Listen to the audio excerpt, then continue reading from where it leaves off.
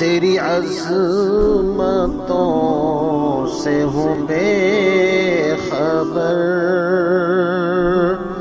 یہ میری نظر کا قصور ہے۔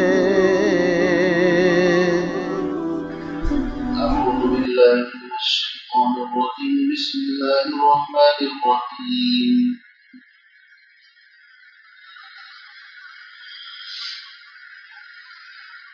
اهبطوا مصرا فإن لكم ما سألتم وضربت عليهم الذلة والمسكنة وباءوا بغضب من الله ذلك بأنهم كانوا يكفرون بآيات الله ويقتلون النبيين بغير الحق ذلك بما عصوا وكانوا يعتدون إن الذين آمنوا والذين هادوا والنصارى والصابئين من آمن بالله واليوم الآخر وعمل صالحا فلهم أجرهم عند ربهم ولا خوف عليهم ولا هم يحزنون صدق الله العظيم۔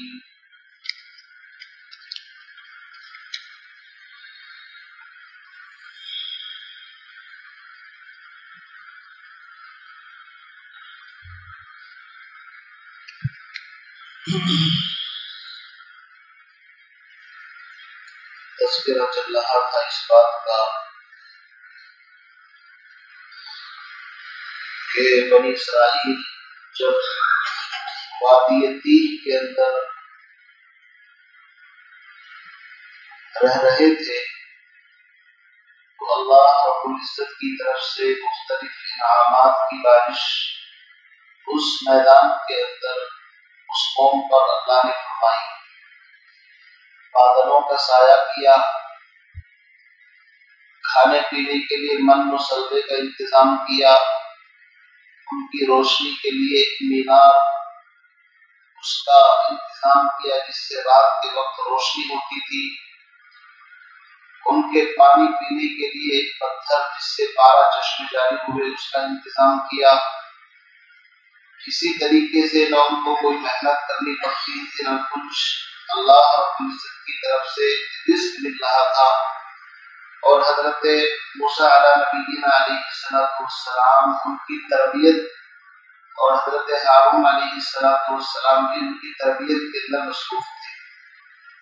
مقصد یہ تھا کہ بنی اسرائیل مصر کے اندر غلامی کی زندگی گزار کر کے احساس کمتری کے اندر مبتلا ہو گئے تھے۔ تو جب کوئی قوم کسی احساس کمتری کے اندر مبتلا ہو جاتی ہے تو قوم کوئی بڑا کارنامہ انجام نہیں دے سکتی۔ تو ان کی تربیت حضرت موسیٰ اور ہارون کر رہے تھے اس میدان کے اندر کہ یہاں ان کی اندر کی صلاحیتوں کو نکھارنا تھا اور غلامی کے اس احساس کو دفن کرنا تھا، اور جس قوم کو بلندی اور عروج پر پہنچانا مقصود ہوتا ہے تو ان کی نظریں اپنے مقصد کے اوپر رہتی ہیں، ضرورت کے اوپر نہیں رہتی۔ ضرورت کو تو انسان بقدر ضرورت پورا کرتا ہے، کھانا پینا انسان کی ضرورت ہے، مقصد نہیں ہے۔ مقصد تو انسان کی زندگی کا کچھ اور ہے جو بہت ہی اعلیٰ برپا ہے۔ اس لیے اللہ رب العزت نے ان کو جو غذا کا انتظام کیا تھا وہ ان کے لیے کافی تھی، چونکہ ان کو بلندی پر پہنچانا مقصود تھا۔ لیکن وہ لوگ اپنے مقصد کو بھول کر کے صرف اپنی ضرورت کو پورا کرنے کی ڈیمانڈ موسیٰ علیہ السلام سے کرنے لگے،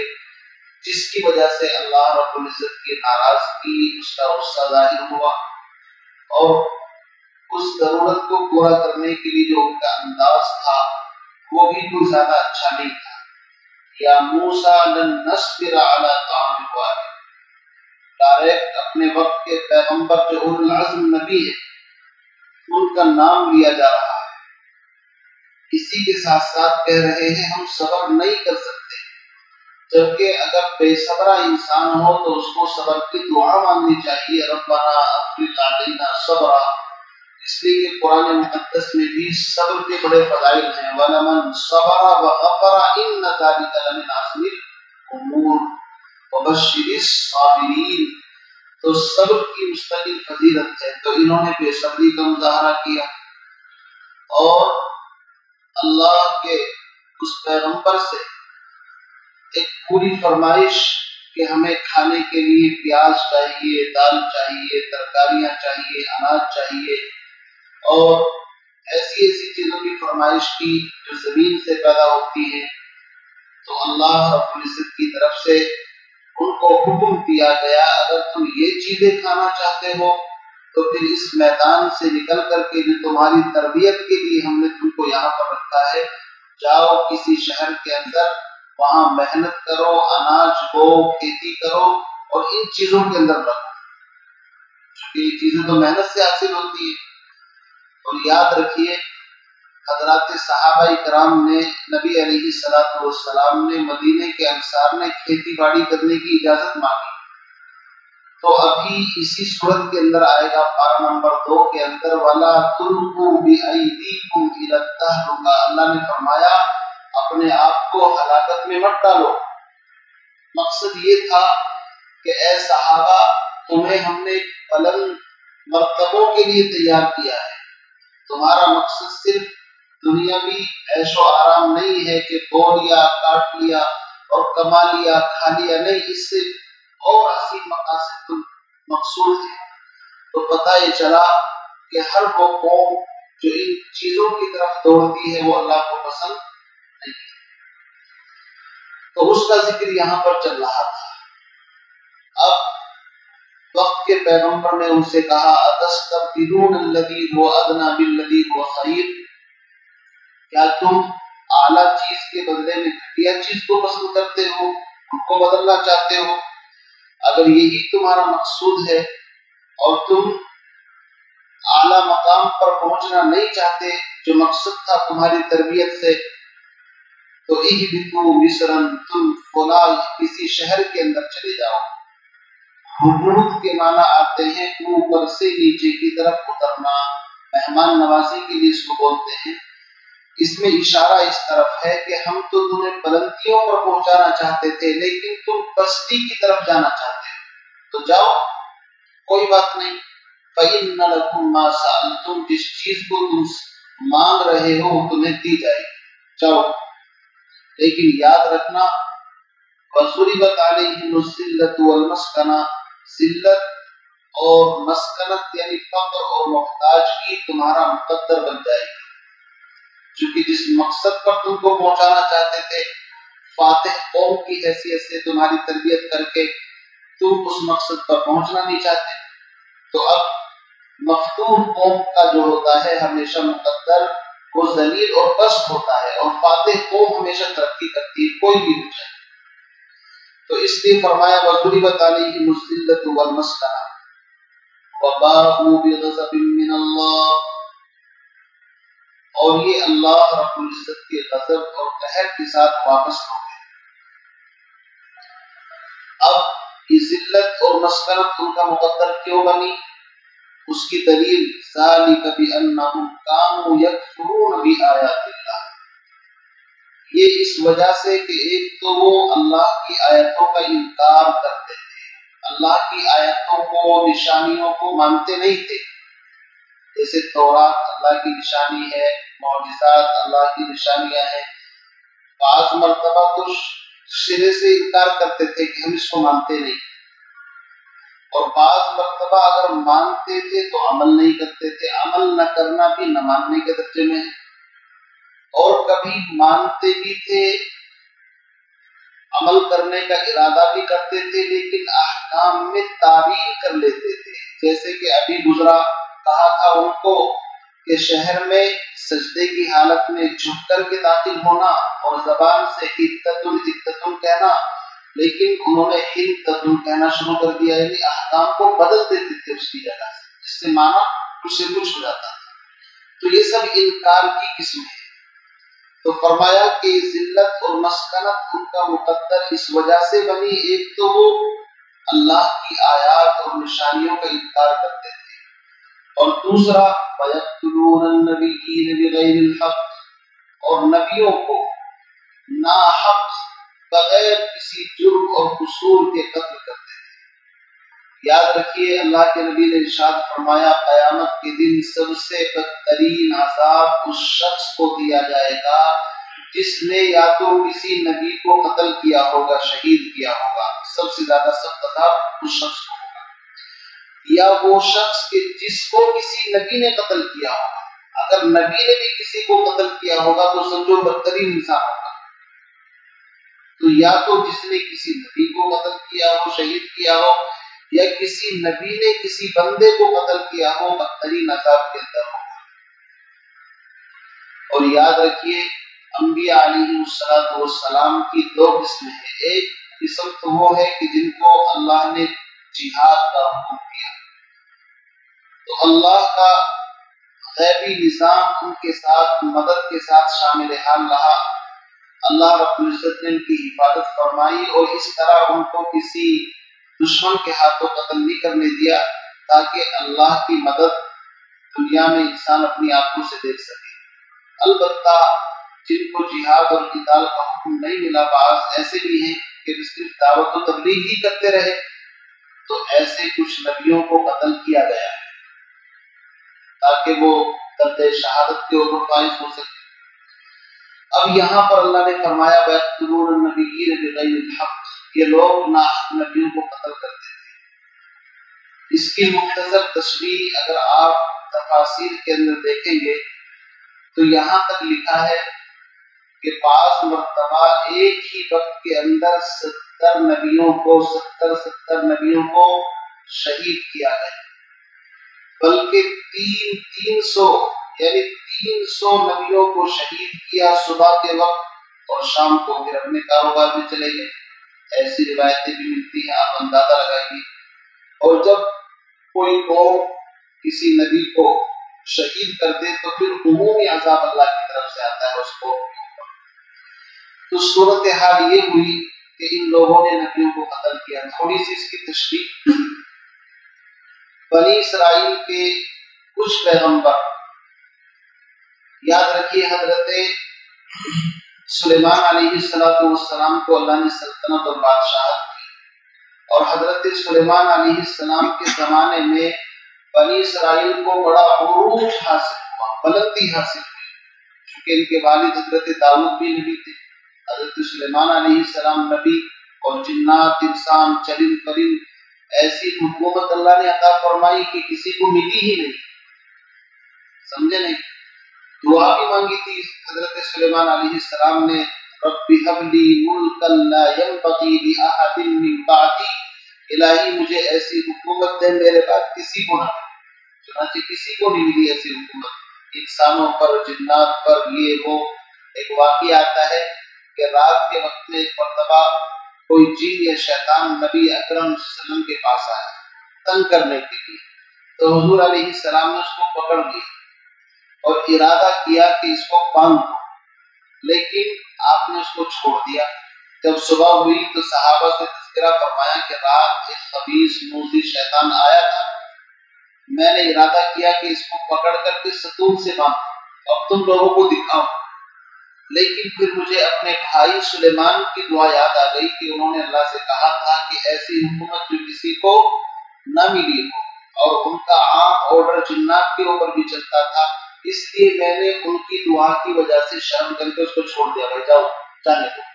समझे? ये था अंबिया अलैहिस्सलाम का मकाम, एक दूसरे का इतना एहतराम, क्योंकि तमाम अंबिया अलैहिस्सलाम एक ही लड़ी के अंदर है। बस बात यह है कि बात पर अल्लाह ने फजीलत दी है, जैसे कि कुरान कहता है तिलका रुसुल फस्सलना बाज़हुम अला बाज़, और मोहम्मद अरबी को तमाम अंबिया पर फजीलत हासिल है, ये सब मानते हैं, हर एक नबी ने इसका एतराफ किया। तो बहरहाल हजरत सुलेमान अलैहिस्सलाम के बाद बनी इसराइल जो है वो 2 हिस्सों के अंदर डिवाइड हो गए, 2 हिस्सों में तकसीम हो गए। एक हिस्सा तो वो है जो यरूशलेम की दौलत यहूदिया कहलाता था, यानी यरूशलेम अलग हो गया और उनको दौलत यहूदिया उनका पायेतख्त था। एक दूसरा धड़ा बनी इसराइल का सामरिया अलग, जो बनी इसराइल कहलाता था, दौलत اسرائیل وہ الگ ہو گیا۔ اب جب دو حصے الگ الگ ہو گئے تو اللہ کے نبی دونوں ہی حصوں کے اندر آتے تھے، دونوں کو سمجھاتے تھے۔ ان دونوں کے اندر دشمنی آپس میں یہاں تک بڑھی کہ ایک دوسرے سے جنگ کرنی شروع کر دی۔ یروشلم کی دولت یہودیہ کو، جو دولت سامریہ تھی اسرائیل کی، اس کے ساتھ آپس میں لڑائی ان دونوں کی شروع ہوئی۔ تو جو وقت کے نبی تھے وہ سمجھاتے تھے کہ تم آپس میں مت لڑو، تم آپس میں بھائی۔ تو ایک پیغمبر کو اللہ رب العزت نے یروشلم کی دولت یہودیہ کے اندر مبعوث فرمایا۔ نبی تو بولتے رہتے تھے، ایک نبی دوسرا نبی ایسے رہتے تھے۔ یہاں تک لکھا ہے کہ یروشلم کی دولت یہودیہ نے اپنے بھائیوں کے خلاف دمشق کی آشوری حکومت، جسے الگ الگ حصوں میں ہوتی تھی، ان سے مدد مانگی، جیسے کہ آج بھی رواج ہے کہ اپنے بھائیوں کی طرح بھی انسان دوسروں سے مدد لے لیتا ہے، اور پھر یہ انجام نہیں سوچتا کہ دشمن جب آئے گا پہلے اس کو ختم کرے گا پھر تجھے بھی ختم کرے گا، یہی کام ہوتا ہے۔ تو وقت کے نبی نے سمجھایا ایسا مت کرو، وہ تمہارے بھائی ہیں، ان کے خلاف کسی تیسری پارٹی سے مدد مت لو، تو ان کو جیل کے اندر ڈال دو، یہ تو عام تھا۔ اسی طریقے سے دولت سامریہ کے اندر حضرت الیاس جو ایک نبی گزرے ہیں، وہ بھی بنی اسرائیل کے اندر، جب انہوں نے دیکھا کہ بال ایک بت ہے، اس کی پرستش شرک شروع کر دیا نبیوں کی اولاد، تو حضرت الیاس نے ان کو سمجھایا۔ بجائے ماننے کے حضرت الیاس کے پیچھے پڑ گئے، یہاں تک کہ وہ جو بادشاہ تھا اس کی بیوی تو بہت زیادہ ناراض تھی حضرت الیاس سے، اور وہ اپنی بیوی کے چکر میں آ کر کے حضرت الیاس کے پیچھے پڑا، یہاں تک کہ ان کو پہاڑوں کے اندر جو جزیرہ نما سینا کے پہاڑ تھے اس میں کسی میں چھپ کر کے اپنی پناہ لینی پڑی، اور دعا مانگی اللہ سے کہ اللہ کیسے لوگ ہیں، میں ان کو سمجھاتا ہوں، میری جان کے پیچھے پڑ جائے۔ اسی طرح حضرت زکریا علیہ السلام، آپ نے سنا ہوگا، انہوں نے آ کر کے ان کو سمجھایا، تو حضرت زکریا علیہ السلام کے پیچھے پڑے، یہاں تک کہ درخت کے اندر وہ گئے تو اسی کو آرے سے کاٹا۔ حضرت زکریا کے بعد حضرت یحییٰ کے ساتھ بھی یہی کیا، ان کا سر قلم کیا۔ تو اس طریقے سے مختلف نبیوں کے ساتھ بڑی زیادتی ہوئی۔ اب جب ظاہر بات ہے اس طرح کی زیادتی شروع ہوئی تو اللہ کا تو غصہ بھڑکنا ظاہر ہے، یہاں تک کہ آخری پیغمبر حضرت عیسیٰ، جو بنی اسرائیل کے آخری پیغمبر، یہ آئے اور اللہ نے ان کو انجیل مستقل ایک کتاب دی۔ سورہ صف کے اندر ہے وَإِذْ قَالَ اللَّهُ يَا عِيسَى ابْنَ مَرْيَمَ، اس کو وقت کو یاد کرو جب حضرت عیسیٰ علیہ السلام نے کہا یا بنی اسرائیل، اے بنی اسرائیل کے لوگو، انی رسول اللہ علیکم، میں تمہاری طرف اللہ کی طرف سے نبی بنا کر کے بھیجا گیا، مصدقا لما بین یدی من التوراۃ، اور جو تورات ہے مجھ سے پہلے کتاب ملی اس کی میں تائید کرتا ہوں، لیکن یاد رکھو وَمُبَشِّرًا بِرَسُولٍ يَأْتِي مِن بَعْدِ اسْمُهُ أَحْمَدُ، میں ایک ایسے رسول کی بشارت دیتا ہوں جو ان قریب آنے والے ہیں، جن کا نام محمد یا احمد۔ انہوں نے کھل کر کے بنی اسرائیل کو اپنی طرف دعوت دی کہ ساری بت پرستی بھی چھوڑو، آپس کے اختلافات بھی چھوڑو، آؤ اور میرے ہاتھ پر بیعت کرو۔ تو جانتے ہیں آپ کیا ہوا؟ انہی بنی اسرائیل نے حضرت عیسیٰ علیہ السلام پر بڑے گھٹیا الزامات لگائے۔ کیسے الزامات؟ ایسے الزامات کہ یہ بندہ نبی نہیں، اس کی جو ماں ہے، کیونکہ آپ جانتے ہیں عیسیٰ علیہ السلام کی پیدائش بغیر باپ کے ہوئی، اس کے تو باپ کا ہی پتہ نہیں، نعوذ باللہ، یہ تو ولد الزنا ہے۔ اب آپ سوچ سکتے ہیں کتنے خطرناک الفاظ ہیں۔ اسی طریقے سے ان لوگوں نے اپنی عدالت کے اندر، جو ان کی مذہبی عدالت تھی بنی اسرائیل کی، اس میں جھوٹے الزامات لگا کر کے ان کے خلاف قتل کا فیصلہ صادر کرا لیا کہ ایسے آدمی کا قتل کرنا جائز ہے۔ جیسے مسلمانوں کے پرسنل مسائل کے لیے مسلم پرسنل لا ہے نا، ایسے ہی بنی اسرائیل کے پرسنل لا، یعنی ان کا اسلامی قانون تھا، تو ان کے احبار اور رہبان جو تھے انہوں نے فتویٰ دے دیا کہ اس بندے کا قتل جائز ہے۔ پھر اس کے بعد جو ان کے ملک کی عام سپریم کورٹ تھی وہاں سے بھی ان کے خلاف بولے لیا کہ ایسے آدمی کا قتل کرنا جائز ہے۔ اور پھر اسی پر بس نہیں کیا بلکہ اس زمانے کی جو رومن یعنی عیسائی، بلکہ اس وقت ان کو عیسائی کہنا بھی غلط ہے، پہلے وہ مشرک تھے، روم کے لوگ زیادہ تر مشرک تھے، مشرک حکومت کو پرست، اور وہ اپنے آپ کو بڑا منصف بڑا عادل کہتے تھے۔ ان کی حکومت کے اندر ان کے جج سے بھی یہ فیصلہ صادر کرایا کہ ایسے آدمی کا قتل جائز ہے۔ یہاں تک لکھا ہے کہ عید کوئی خوشی کا موقع تھا، اس موقع پر اس رومی جج نے یہ کہا کہ تم عیسیٰ مسیح کو آزاد کرانا چاہتے ہو یا اس زمانے کا کوئی بڑا ڈاکو اور چور تھا اس کو؟ تو بنی اسرائیل نے کہا کہ ہم چور کو تو آزاد کرانا چاہتے ہیں لیکن عیسیٰ مسیح کو آزاد کرانا نہیں چاہتے۔ یہاں تک ان کے بارے میں لکھا ہے کہ نقض امن کا ان کے اوپر مقدمہ ڈالا گیا کہ اس بندے سے شہر کے امن و امان کو خطرہ ہے۔ اس طرح آج بھی آپ دیکھتے ہیں نا حکومت کسی بندے کو کہ بھائی اس بندے کا گرفتار کرنا صحیح ہے ورنہ تو اس سے نقصان ہو سکتا ہے کہ فتنے فساد کریں گے۔ تو حضرت عیسیٰ چونکہ ایک خدا کی دعوت دیتے تھے اور وہ بت پرستی کے اندر وہ ہو چکے تھے، تو صورتحال یہ ہوئی حضرت عیسیٰ علیہ السلام کو سولی پر لٹکانے کی انہوں نے تیاری کی، وہ تو اللہ کا حکم ہوا کہ اللہ رب العزت نے ان کو زندہ آسمانوں پر اٹھا لیا۔ اور انہی کے حواریوں میں سے کوئی شخص تھا یا دوسری روایت کے اعتبار سے جو پکڑنے کے لیے ان کو کسی کمرے میں داخل ہوئے، اللہ نے عیسیٰ علیہ السلام کی شکل اس کو دے دی اور عیسیٰ علیہ السلام کو زندہ آسمانوں پر اٹھایا اور اسی بندے کو پکڑ کر کے لا کر کے انہوں نے سولی پر چڑھا دیا، جس کو قرآن آگے آئے گا وما قتلوہ وما صلبوہ، نہ ان کو قتل کیا گیا نہ عیسیٰ علیہ السلام کو سولی دی گئی، بلکہ شبہ لہم، بلکہ معاملہ مشتبہ ہو گیا۔ یعنی آج تک کوئی اس کیس کو حل نہیں کر پائے کہ اگر عیسیٰ علیہ السلام کو پھانسی پر چڑھایا گیا تو پھر ہمارا بندہ کدھر گیا جو اندر گیا تھا، اور اگر وہ ہمارا بندہ ہے تو پھر عیسیٰ کدھر ہے؟ تو آج تک کسی مسئلے کی گتھی کو سلجھا نہیں سکے۔ تو اس طریقے سے انبیاء علیہ السلام کو ناحق قتل کیا گیا۔ اسی کو فرمایا وَيَقْتُلُونَ النَّبِيِّينَ، یعنی بنی اسرائیل کے جو آخری نبی حضرت عیسیٰ علیہ السلام ان کے ساتھ بھی اس طرح زیادتی کا معاملہ، اور ان کے خلاف تو باقاعدہ کورٹ کے اندر پٹیشن داخل کی گئی۔ تو بہت سارے نبی تو ایسے گزرے ہیں کہ ان پر تو مقدمات بھی نہیں چلائے گئے بلکہ ایسے ہی ان کو قتل کر دیا گیا ناحق۔ تو فرماتے ہیں جب یہ سب کچھ ہوا تو اس وجہ سے ذلت، مسکنت اور یہ تمام چیزیں اللہ کی طرف سے آئی۔ ذَلِكَ بِمَا عَصَوْا وَكَانُوا يَعْتَدُونَ، یہ سب کا سب اس وجہ سے ہوا کہ انہوں نے نافرمانی کی، وَكَانُوا يَعْتَدُونَ، اور حد سے زیادہ تجاوز کیا، حد سے زیادہ تجاوز کیا کہ وقت کے نبیوں کی بات ماننا تو دور کی بات، ان کی جان کے در پہ ہو گئے۔ وہ سمجھاتے تھے تو کسی کو جیل کے اندر ڈال دیا، وہ سمجھاتے تھے تو کسی کو کہا کہ ہمارے شہر سے نکل جاؤ۔ سورہ ابراہیم کے اندر آئے گا وَقَالَ الَّذِينَ كَفَرُوا لِرُسُلِهِمْ لَنُخْرِجَنَّكُمْ مِنْ أَرْضِنَا أَوْ لَتَعُودُنَّ فِي مِلَّتِنَا،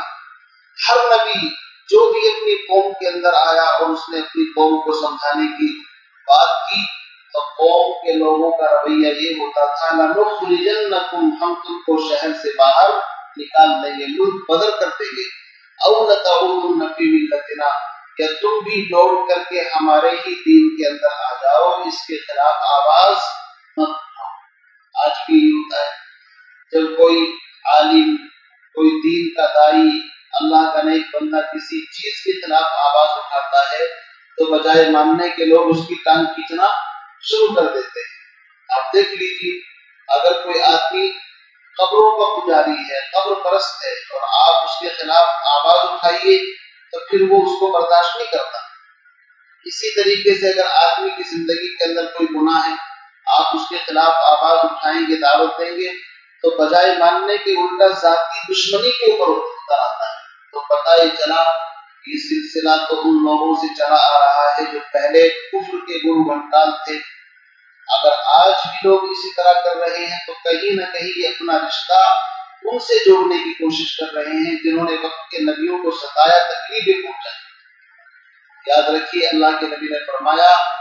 अल उलमा वरसतुल अंबिया, उलमा अंबिया के वारिस और जानशीन हैं।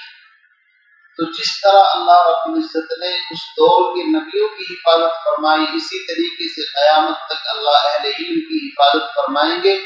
और जिस तरीके से उनके खिलाफ लोगों ने साजिशें की, उधेड़-बुन की, इसी तरीके से लोग करने की कोशिश करेंगे जिनकी फितरत के अंदर कजी है।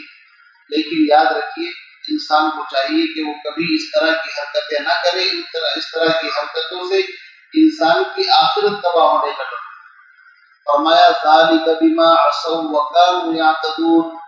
ये सब कुछ इस वजह से कि उन्होंने एक तो नाफरमानी की